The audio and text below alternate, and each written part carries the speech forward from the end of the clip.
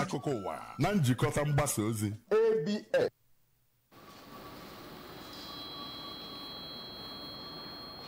Ebolachi n'akụkọ ụwa n'ụtụtụ taa bụ Mọnde ma bụrụ abalị nke 22 n'ime ọnwa Eprel afọ 2024. Ahịa na-azụta bụ Orie na mbụ isiokwu ndị a ga-eme akụkọ ị ga-anụ. Ọtụtụ ndị mmadụ agago n'iru ikwu okwu otuto dịgasị iche iche dịka gọvanọ Ezife chịbụrụ steeti ya n'oge gara aga bụ onye nyere n'obodo ya. Gọọmenti Anambra steeti enwedoghị otu ndị mmadụ gbasatara etu o si aga n'ụlọ aga ekpokọta atịtị. Ugwu Duku darịrịnụ ka a na-ekwu n'ogbugo ndị amajiri 8 na Kebbi steeti. US akwadogo atụmatụ nkwado ego maka Ukraine na Israel. Tupu nri akụkọ anyị n'uju geregodo ozi a pụrụ iche, Gọvanọ Chukwuma Soludo abịago weta mgbanwe n'ozuzu oke ịhazi ọnọdụ akụnụba Anambra steeti nakwa ịkwalite oke ihe ji mara ịbụ ndị Igbo ka anyị kwado n'ozuzu oke maka ọlụ ọchịrị ya n'ihu. Ọka akụkọ bụ Ifeọma Akife gere akụkọ anyị n'uju. Enyela ozi onye bụbu gọvanọ Anambra steeti n'oge gara aga bụ Dr. Chukwuemeka Ezife na be ya. Dr. Ezife bụ onye nyere na be ya dị n'Igbokwu kansụl ime obodo Agụata na mmemme achịkọbara nke ndị nọ n'isi ya bụ ndị ụka Salvation Army ebe gọvanọ Soludo nakwa ndị ukwu ndị ọzọ gara ya bụ mmemme enyemozu. Ejike Abana bụ onye ọlụ anyị kọrọ akụkọ a ka o si gaa. Gọvanọ Soludo kwuru na ọnwụ dọkịta Ezife bụ ọnwụ wetara oge na ngwụsị ya wee kpee ekpere ka Chukwu wulitekwe ndị dịka ya iji buru ya bụ ọkụ na-aga n'iru. Dịka ọ na-ekwu okwu, o kwuru na dịka o si mara dọkịta Ezife, ọ bụ nwoke na-ebipụta ihe ọ na-ekwu n'ọnụ na ndụ. O kwukwara na dịka gọvanọ ọ kpaghị oke n'ihe gbasara ụka maọbụ n'ebe onye si bịa. Ka ọ na-ekwu okwu n'aha onye isi ala Naịjirịa Asiwaju Bola Ahmed Tinubu, onye gọvanọ nke Imo steeti Sinetọ Hope Uzodimma nọchitere anya ya toro ya bụ aka chibugoro steeti a dịka onye na-akwụ n'eziokwu. Na mbụ n'okwu ya, Lieutenant Colonel Nkwachukwu Ezodimba nke Salvation Army kọwara ya bụ onye bụbu gọvanọ dịka ezigbo onye agha nke ya bụ Salvation Army. Onye okwupụta okwu ụlọ omeiwu steeti a Right Honorable Somtochukwu Udeze, ndị chiburu Anambra steeti Chris Ngige, Peter Obi nakwa Dame Vejeti Aba nakwa onye sinetọ na-anọchite anya Anambra Central Sinetọ Victor Ume, onye nke nọbụ na ya bụ ọkwa Sinetọ Uche Ekwunife, onye Anglican Bishop nke Agụata Diocese Right Reverend Samuel Ezofo nakwa ndị ọzọ bụ ndị bịara ya bụ mmemme. Ya bụ mmemme bụ nke a nọrọ na ya gụọ egwu nke sitere n'aka ndị Salvation Army Band ma kwụkwa n'ahịrị nke sitere n'aka ndị uwe ojii nke Naịjirịa ma gbakwa ọnụ egbe 21 iji wee kwanyere ya bụ nwa amadi ugwu, onye nke nwụrụ ka ọ gbachara afọ 85. N'ịgbaso ebumnobi gọvanọ Chukwuma Soludo itinye ezigbote njikọ aka okporo ụzọ tara atọ nye ndị Anambra, gọọmenti Anambra steeti ga-abagide n'igbuwa okporo ụzọ Agụlụ na Nka Road ka ọ dị oke abụọ. Dịka ozi nke mebiri aka na ebe kọmishọna na maka mgbasa ozi bụ Sapọ Nwosu si wee kwuo, n'agbanyeghị na okporo ụzọ ndị a bụ okporo ụzọ gọọmenti etiti nwe mana ọ bụkarị ndị Anambra na-agba na ya. Ya bụ ozi kọwara gọvanọ Soludo hazigharị eserese ya bụ okporo ụzọ maka ịrụzigharị ya ka o wee kawanye mma maka achụmnta ego, ụlọ mmepụta ngwa ha nakwa ihe gbasara ọrụ ugbo n'ihi na ọ gabigara n'obodo dịgasị iche iche. Ya bụ ozi doziri ndị nwegasị ana nakwa ihe ndị ọzọ n'ebe ahụ ọdụ ka ha malite ịkwagharị je n'ebe ọzọ. O mere ka amata na iwu kwuru na anọ bụ na mmadụ nwe n'okporo ụzọ awara awara bụ nke a ga-enyefe luo mita 47 na ụma 5 wee pụọ na ya bụ okporo ụzọ kpọmkwem na ihe ọbụla karịrị nke ahụ bụ imegide iwu nakwa na ihe onye ahụ rụrụ n'ebe ahụ bụ nke a ga-ahụ dịka nke na-enweta nkwado iwu ma bụrụ nke gọọmenti achọghịkwanụ ka o mee. Ya bụ ozi gara n'iru mee ka amata na gọọmenti na-akpọku ndị eze ọdịnala nakwa ndị President General obodo ndị nke ahụ metụtara nakwa ndị otu ndị ahịa ka ha gbasaa ozi aka ọkụ wee gwa ndị nwere ọdụ ahịa nakwa ụlọ ka ha kwagharịa n'ebe ahụ. Ndị President General nakwa ndị eze ọdịnala ya bụ ozi metara ka a na-agwa ka ha gbakọta ọnụ wee maa mma a ga-eji wee chọta ebe ndị nke anụnwa ga-emetụta ga-aga nọ n'ihi na gọọmenti achọghị ka emebikebe ihe kpatara o ji wee malite n'oge wee nwaba ọkwa ka ndị be ha dịchiri n'ebe ahụ nyefee n'oge. Etu ọchịchị gọvanọ Chukwuma Soludo si wee na-agazi n'ụlọ wee na-ekpokọta atịtị ndị mmadụ bụ nke na-amịta mkpụrụ atụrụ anya. Nke a pụtara ihe n'oge nnukwute mmiri ozuzo zoronụ ma bụrụ nke ahụghị nnọọ ka ahịhịa wụchichara ọwa ide mmiri na Inland Town Ọnịcha. Ndị nta akụkọ ABS chọpụtara na ndị ọrụ ngo na-ekpokọ atịtị ndị ahụ na St. Stephen's Road, Inland Town Ọnịcha nakwa etu ndị mmadụ si wee nupụta n'igwe wee na-abịa ekpofu atịtị ha. Onye ọrụ anyị bụ Emengeni Ọsadebe gara wee weta akụkọ a ka abịa ihe si wee gaa. Ka ọ na-agwa ABS okwu, otu onye ndị na-aza ụzọ bụ Oriakụ Nkiruka Odo toro nnọọ Gọvanọ Soludo maka atụmatụ ọma ọ tụpụtara bụ nke ọ sịrị na ọ na-abazi ulu.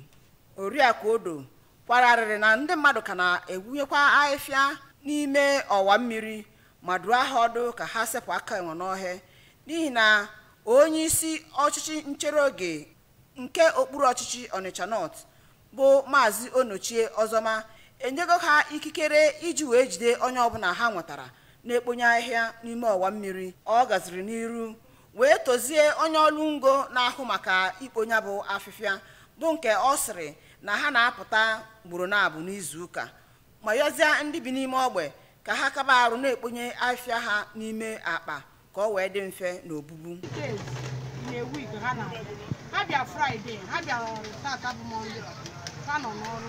N'okwu nke ya, otu onye so na ndị ọchịchị nchere oge nke Ọnịcha North bụ Honorable Chuka Nnamụa gakwara n'iru too gọọmenti steeti a maka ezi atụmatụ a ma gbakwunye na ahịhịa anaghịzi eluchi ụzọ ma mmiri zoo bụ nke ọ sịrị o sokwa na-agwa ndị mmadụ ka ha ghara ịdị na-ekpofu ahịhịa ayara. Gọọmenti na-anware nne because before mmiri zoo ahịhịa na-eju na main road mana since eji na-eje house to house picking of refuse ya ịnanya na gọta efu na ebe niile ejisi ọcha. Otu onye na-azụ obere ahịa na Aroli Street bụ Oriakụ Onyedika Okwechime kọwapụtara nnọọ afụfụ ha na-ata mgbe a na-ekponye ahịhịa na gọta ma mmiri zoo wee kenezie Gọvanọ Soludo na ya bụ onye ọrụ ngo na-ahụ maka ikpo ya bụ afịfịa ma yọọ Chineke ka ọ gọzie ha. Otojuo na shọpụ anyị pụta ma nsị ma pampas ma ihe niile otojusie na shọpụ anyị mana sinsi eji gaba n'ụlọ n'ịnọ na-ebi ebe niile adị nnọọ ọcha. Onye nke jizi ọkwa supervisor na ya bụ ụlọ ọrụ ndị na-ekpo ya bụ afịfịa bụ Maazị Patrick Eguatu kwuru na ha na-edebecha nnukwu ụgbọala ha n'ebe ha kwesịrị idebe iji wee hụ na ha nwetara ọtụtụ ụlọ n'ụlọ ndị na-abịa ekponye ahịhịa ma gụọ ebe ndị anwa dịka Ọka Road, Isiokwe nakwa Okosi Road wakpozie ndị bi n'obodo ka ha jisi ike na-ebupụta ahịhịa ha mgbe ọbụla akụrụ mgbịlịgba. Site na Ọnịcha, Emengini Ọsadebe maka akụwa ABS. Ịzọpụ ọkpa ndọrọndọrọ ọchịchị pụtawagara ihe. Maazị Chinedum Okafọ bụ otu onye a maara amara na-azụ okwe ndọrọndọrọ ọchịchị n'Enugu Ukwu Community esonyegoro otu All Progressives Grand Alliance APGA. Maazị Okafọ sonyere Enugu Ukwu World Train nke otu ndọrọndọrọ ahụ n'oge mmemme achịkọbara na Ụmụezu Awọ Hall nke ya bụ obodo na kansụl ime obodo njikọ ọka nke Anambra Steeti. Onye ọrụ anyị bụ Blessing Dennis gara wee wetara anyị akụkọ a ka o si gaa. Ndị kwere ekwe ga-ekwesị ike na-apụga bụ nke anyị ndị na-ekweghị ekwe ga-ekwe.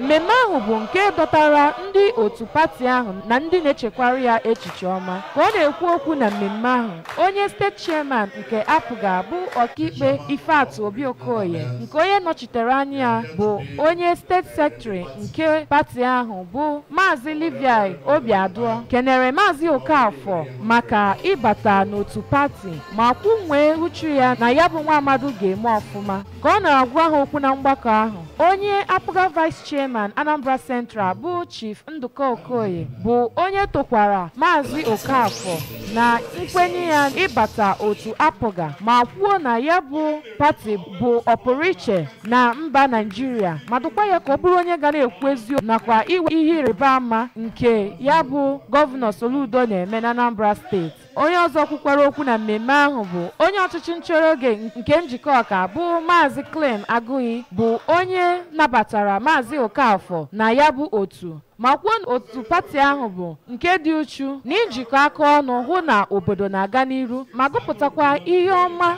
pụrụ iche emepụtagoro site na ọchịchị Gọvanọ Chukwuma Soludo n'Enugu Ukwu. N'aka nke ya ka onye Apụga State Women Leader bụ Odoziakụ Chinyere Obiekesi kwupụtara na otu Apụga bụ nke na-enye olileanya ma bụrụkwa ọganiru maka mmadụ niile ma dụkwa ụmụ nwanyị ka ha were ikikere ha wee na-ewebatakwa ọrụ mmepe dị iche iche n'okwu ha dị iche iche. Onye Managing Director nke Anambra State Waste Management Authority ASWAMA bụ Sir Mike Ozemena, onye kanselọ nke wọd ahụ bụ Maazị Darlington Obuọzọ nakwa ndị eji okwu ha agba izu na pati ahụ bụ Honorable Anthony Icheku nakwa Dọkịnta Nkem Okeke dọrọ Maazị Okafọ ka ọ gbado ụkwụ na ọganiru nke otu pati ahụ na iji wepụta ihe pụrụ iche. N'okwu nnabata ya ka Maazị Okafọ, onye kwupụtara afọ ojuju ya nyegara otu Apụga ka ha si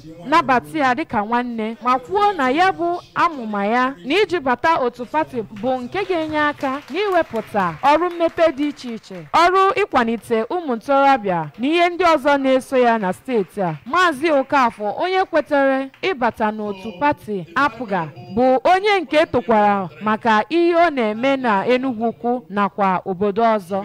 Enechego m anya na pati niile, Apụga bụ pati doo m anya, ihe a na-eme dokwu m anya. Ha nwere obi nwanne, nwee obi nnabata, nwee obi udo, nwee obi eji achịkwa obodo. So today a na-anabata na Apụga as a full member. Our governor, His Excellency Professor Charles Soludo, ọ na-eme ọfụma. Enegasị anya n'ife ọ na-arụgasị using njikọ ọka as an example. Ịbịa n'ahịa anyị ma Bagana ma Enugu Ukwu ma Aba ma n'Ọfịa ma n'Imo. Site na Enugu Ukwu nke dị n'okpuru ọchịchị njikọ ọka, Blessing Dennis maka akụkọ ụwa ABS. Blessing. Otu akụkụ nke ugwu Duku Hill darịrị na ngwụcha izu ụka ma dagbuo ndị amajiri asatọ bụ ụmụ akwụkwọ na Badaria area dị na Birnin Kebbi. Dịka onye head teacher Malam Dan Umasi wee kwuo, onye nọ n'ihe mgbu n'oge ọ na-agwa ndị ntị akụkọ okwu, o sịrị na ya bụ ihe mere n'ụtụtụ ụbọchị Satọde na ya amaghị ihe kpatara ihe mere, mana na ihe kpalitere mmụọ ya bụ ka ya nụrụ ka ndị mmadụ na-ebe akwa n'azụ na ebe anya wee hụ agadaga ebe darịrị adarị n'ugwu ahụ wee dakwasị ụmụ akwụkwọ amajiri ahụ gbuo asatọ n'ime ha ozigbo ebe otu onye n'ime ha bụ onye nke a napụtara bụ onye na ugbu a n'ụlọ ọgwụ ebe a na-enye nlekọta ahụike. Ọ sịrị na ya bụ ugwu bụ nke dị n'azụ ebe ahụ ya na ndị amajiri ya n'ubi, na ọ bụ ka otu ebe a ka ha na-eje mpochi ma jekwe na ya wee na-egwute aja ụpa ha ji akpụ aja ọkpụkpọ ha na-eji alụ obere ụlọ ebe ha na-ebi. Ndị mmadụ na mpaghara ahụ nupụtara n'igwe wee jee n'ebe ha ka ha wee hụ ya bụ ugwu darịrịnụ nakwa iji wee kasị ya bụ onye nkụzi ndị Islam. Ugwu Duku Hill bụ nnukwute ugwu bụ nke gbasara agbasa ma bụrụ nke enwere ọtụtụ n'obi na ya ugbu a n'ihi etu esi wee nwe igwe ọnụọgụ ndị mmadụ nakwa nsogbu n'obibi. Ndị ahụ bụ ndị ya bụ ugwu dagburu bụ ndị enyere n'usoro okpukpe ndị Islam. Ka ọ dị onye isi oche kansụl ime obodo Birnin Kebbi Alhaji Dahiru Nayaya, onye mere ka amasị na nke ahụ bụ eziokwu, kọwara ya dịka ezi ihe bụ ebumnobi na mmasị nke Chineke ma kpee ekpere maka ezumike udo ndị ahụ ya bụ ọdachi dakwasịrị. Alaka nnọchite etiti emechego kwete ịmapụta ego dị ijeri kwuru ijeri dọla na amụma inyere ndị Ukraine aka site n'aka ndị mba US wee bụgha megide ndị Russia. Ya bụ oge a na-egbu bụ nke e kwuru na enwere nkwupụta okwu banyere ya na Congress ebe o were nnukwute nkwekọrịta iji wee wepụta ego dị ijeri dọla 61 nke gbakọtara ego hara ka ego dị ka ijeri paụnd 49. Ndị Republican sịrị na ihe karịrị okatọ n'ime ha bụ nke a ga-etinye maka ibute akọrọngwa ọgụ dịgasị iche iche. Ebe onye isi ala mba Ukraine bụ Volodymyr Zelensky kọwara nkwado US dịka nke dị oke mkpa. Ọ gbakwunyere na ha ga-aga n'iru iji wee fụ na echekwabara ndụ puku kwuru puku ndị mmadụ site na ya bụ nkwado. O doghị anya mgbe ya bụ enyemaka ga-awụcha. Ya bụ amụma enyemaka bụ nke ga-agagodi n'aka ndị Senate bụ ndị a tụrụ anya na ha ga-akwadozi ya n'ime abalị ole na ole gara aga tupu President Joe Biden ebinyezi aka na ya ka o wee bụrụ iwu. Gụnyere idochikwa akọrọngwa ọgụ ha dịgasị iche iche, Ukraine ga-enwetakwu ego dị ijeri $9 nke kwụ n'ego dị ijeri paụnd 7.2 na nkwado ego n'ụdị ego mgbazinye agaghị akwụghachi ma bụrụ nke ga-esitekarị n'aka ụmụafọ Ukraine. Mmemme enyimozu Lechi Francis Nweke Anyansị gosiri na ndụ ebiri nke ọma n'eziokwu na ijere mmadụ ozi bụ nke kwesịrị ka emerube ya. Tutu ruo ọnwụ ya ka ọ gbachara afọ 93. Chief Anyansị bụ onye otu Nsugbe Council of Elders na kansụl ime obodo Anambra East. Ọ rụrụ ọrụ na ebe kansụl na ngalaba dịgasị iche iche gụnyere dịka onye okwupụta okwu nke ndị obodo ha maara dịka Okwube Nsugbe. Ihe dịgasị iche iche ọ hapụrụ wee na mmụọ bụgasị ihe kpatara ndị ezinụlọ ya nakwa ọgọ ya nwoke bụ Chief Florence Anikpe nke Igbarịa ji wee kpebie na ha ga-enye nkwanye ugwu kwesịrị nnukwu mmadụ dịka ya. Ebe Amaka Chibụzọ gara weta akụkọ a ka o si gaa. Chief Anyansị bụ onye akọwapụtara na o donyere ukwu maka ọganiru nke obodo ya bụ Akpalagu Nsugbe n'ebe ndị ọgbọ ya nọ na ndị otu niile o sogasị eme ihe ebe ọ lụrụ ọgụ dịka onye na-eweta udo na-ekwukwa eziokwu na ihe ndị ọzọ dị iche iche. O nwekwara ihe ndị ọzọ ọ lụgasịrị nke kpatara na ezinụlọ ya na ndị ọgọ ya nke gụnyere Chief Lawrence Anikpe onye Igbarịam ji wee nye ya akwamozu nke pụrụ iche. Ya bụ akwamozu dọtara nnukwu na obere mmadụ na ụwa gba gburugburu. Ọ dọtara ndị isi gọọmenti dị iche iche nke gụnyere onye senetọ na-anọchi Anambra North na Red Chamber bụ Dr. Tony Nwoye na onye na-anọchi anya ndị Anambra East na ụlọ omebe iwu nke Anambra State bụ Barrister Obi Nweke mgbe ọ na-agwazi ndị nta akụkọ okwu ka onye okwupụta okwu nke ndị Nsugbe Council of Elders ya bụ Eze Nsugbe bụ Chief Gabriel Anozie sịrị na ha pụtara n'igwe ka ha kwanyere onye otu ha nwụrụ anwụ bụ Chief Anyansị ugwu ma sị ya jee nke ọma ma kọwapụta na ya bụ nwoke bụ onye na-ekwu eziokwu ma na-akọwapụta ka ihe dị nke kpatara na ndị Eze Nsugbe rọpụtara ya ka ọ bụrụ onye na-ekwuru ha okwu. Otu onye ọgbọ na enyi ya bụ onye nwụrụ anwụ bụ Chief Lawrence Nwoye kọwara ya bụ Chief Anyansị nara mmụọ dịka nwoke na-aga n'ụzọ eziokwu mgbe niile ma yọọ Chineke amara ka ọ dọta mkpụrụ obi ya na udo. Mgbe ọ na-etizi Chief Anikpe na nwunye ya bụ Chizoba aka n'obi na ndị ezinụlọ Anyansị niile ka onye na-anọchite anya ndị Anambra East na ụlọ omebe iwu nke Anambra State bụ Barrister Nweke siri n'ezie na ọ na-ewute mgbe mmadụ rapụrụ ndị ọ hụrụ n'anya n'okwu ha dị iche iche ka nwa ya nwoke bụ Maazị Okwudili Anyansị na ada ya nwanyị bụ Oliakụ Udekwesili Anyansị kọwara nna ha dịka nnukwu mmadụ onye nke nụrụ ọgụ dịka dike na o ji ume ya niile wee zụpụta ha n'ụzọ eziokwu. Mgbe ọ na-ekwupụtazi obi ya ka ha si wee mee mkparịta dịka ọgọ na ọgọ ka Chief Anikpe sịrị na ọgọ ya nwoke a bụ onye nke hụrụ ya n'anya rinne ma kọwapụta ka o si wee site n'ala wee kuru ya n'aka ma hụ na alụmdi na nwunye ya na nwa ya bụ nke gara nke ọma. Lee Chief Anyansị bụ onye nke akwara dịka ndị Eze Nsugbe si akwa ozu. Mgbalụ dị iche iche, mmanwụ dị iche iche na egwu ọdịnala dị iche iche bụ ihe ndị pụtara ihe na ya bụ akwamozu emerubere site na Nsugbe. abụ m Amaka Chibụzọ Okoye maka akụkọ ụwa ABS. Tani nwere ike isonyere ABS n'akụkọ nakwa ihe mmemme ndị ọzọ anyị na-eme ebe ọ bụla ị nọ n'ụwa site n'ịbanye n'akara ndị a. Banye na Facebook page ya na ABS Radio Television.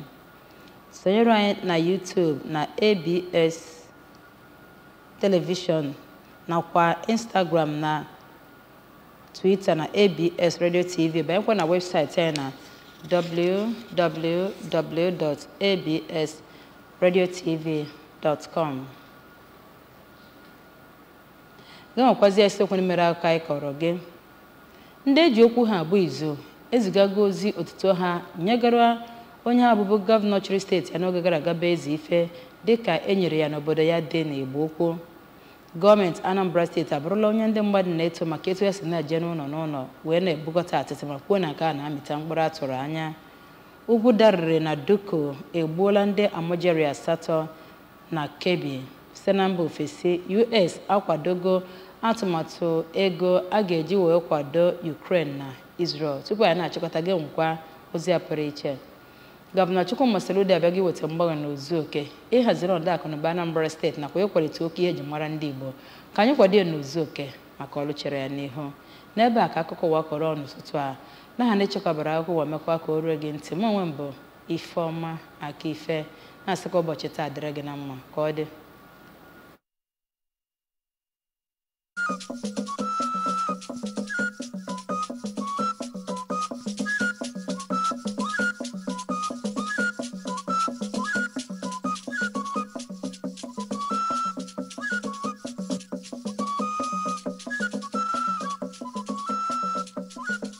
Akụkọ ụwa na njikọta mgbasa ozi ABS